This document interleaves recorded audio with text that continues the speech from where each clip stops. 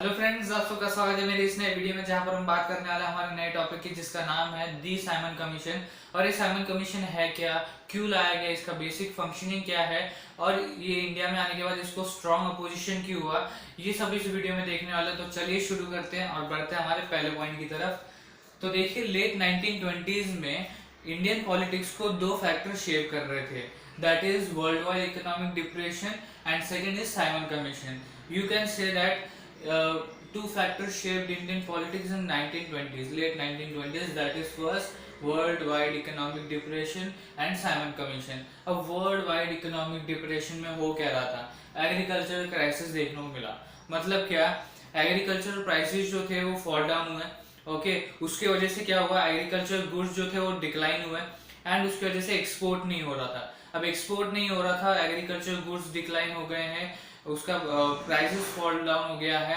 सो इस चक्कर में, पूरे इस इकोनॉमिक डिप्रेशन में पीसेंट्स को कंट्री साइड में बहुत सफर करना पड़ रहा था। What in way what you can say that is कि जो पीसेंट्स थे वो डिफिकल्टी फेस कर रहे थे इन सेलिंग देयर हार्वेस्ट। दो चीजें थी, difficulty in selling their harvest and difficulty in paying the revenue.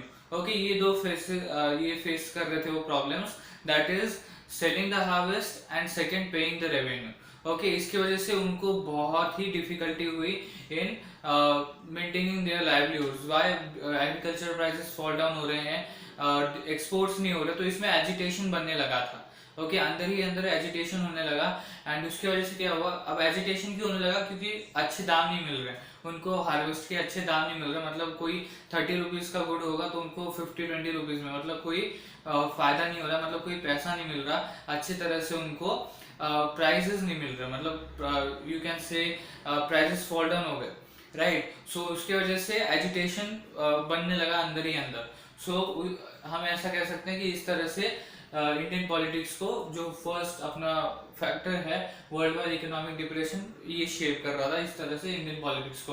अब फिर क्या हुआ, सब पीसेंट्स फेस डाउन कर रहे हैं प्रॉब्लम को, इकोनॉमिक जो सिचुएशन है वो डाउन हो रही है, इकोनॉमिकली सब कुछ पैनिक सिचुएशन चल रहा है। तो कंट्री साइड जो था, जो हमने देखा, कंट्री साइड में कौन थे, mainly peasants and tribal peasants. Awadh के पीसेंट्स के बारे में देखा, देन आंध्र प्रदेश के ट्राइबल पीसेंट्स के बारे में देखा।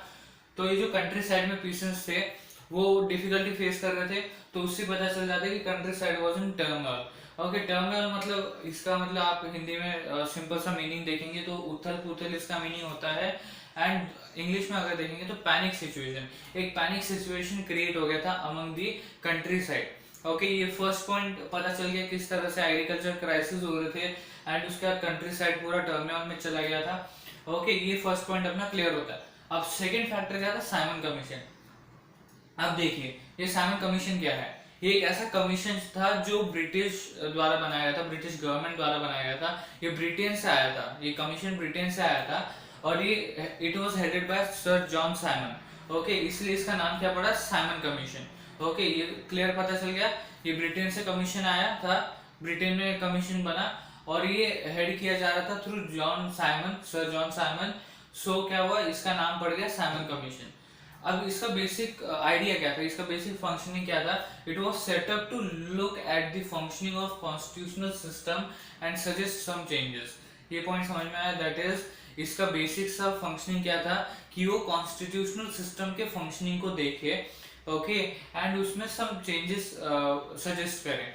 मतलब क्या, इस आप बेसिकली इसको सिंपल लैंग्वेज में बोल सकते हैं कि इंडिया का कॉन्स्टिट्यूशन बनाने के लिए साइमन कमीशन बनाया गया था। सिंपल सी बात है, इतना क्लियर से आप बेसिकली ऐसा बोल सकते हैं। ओके, सो ये क्यों बनाया गया था, to look over the constitutional system functioning and suggest some changes.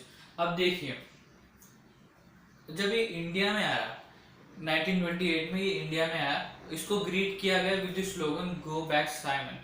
Black flags पे गो बैक साइमन लिख के वो ग्रीट किया जा रहा था। ओके, मतलब क्या, उन्हें वापस जाने के लिए बोल रहे थे। अब इतना सब कुछ अच्छा हो रहा है, मतलब कोई आपकी हेल्प कर रहा है कॉन्स्टिट्यूशन बनाने के लिए, कोई सजेस्ट करेगा चेंजेस कि इस तरह से होना चाहिए, इस तरह से आपका कॉन्स्टिट्यूशन बेहतर तरीके से चलेगा।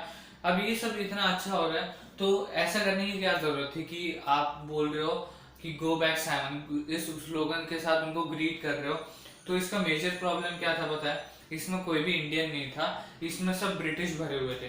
इस कमीशन में सब ब्रिटिश भरे हुए थे, इसमें कोई भी इंडियन नहीं था। अब इंडियन कॉन्स्टिट्यूशन बनाना है और इंडियन है भी नहीं कोई। ओके, सो इसीलिए ये जितने भी पार्टीज थे, all parties, that is Muslim league हो गई, उसके बाद और भी पार्टीज हो गई, मुस्लिम लीग, देन कांग्रेस पार्टी, ये सारी जितनी भी पार्टीज थी और जितने भी इंडिविजुअल्स थे, सब आके इनको अपोज करने लगे। What was the reason? कि एक भी इंडियन नहीं था, सब ब्रिटिशर्स थे उसमें। ओके, मतलब आपको इंटरनल पर्सपेक्टिव मिल ही नहीं रहा। मतलब इंडिया के बारे में ब्रिटिशर्स को ज्यादा पता होगा या इंडियन लोगों को ज्यादा पता होगा? ऑब्वियसली इंडियन लोगों को ज्यादा पता होगा। तो इसमें इंडियंस तो रहने चाहिए थे। वाई? क्योंकि वो एक डिस्कशन में, डिबेट में बता सके कि ऐसी प्रॉब्लम्स हैं, ऐसा कुछ हम कॉन्स्टिट्यूशन बना सकते हैं जिससे इंडिया को प्रॉफिट हो सकता है, इंडिया अच्छी तरह से कॉन्स्टिट्यूशनली चल सकता है। ऐसा कुछ था ही नहीं। वाई? क्योंकि इंडियन था ही नहीं उसमें, सब ब्रिटिशर्स थे। सो इंटरनल पर्सपेक्टिव मिलता नहीं। ओके, सो इसीलिए इसको अपोज किया गया। ओके, सिंपल सा क्या था? There was no Indian, all were British in the commission, that Britishers थे सब। That's why with the slogan of go back Simon, they greeted the Simon commission. Okay, जब वो अराइव हुआ इन 1928 इन इंडिया।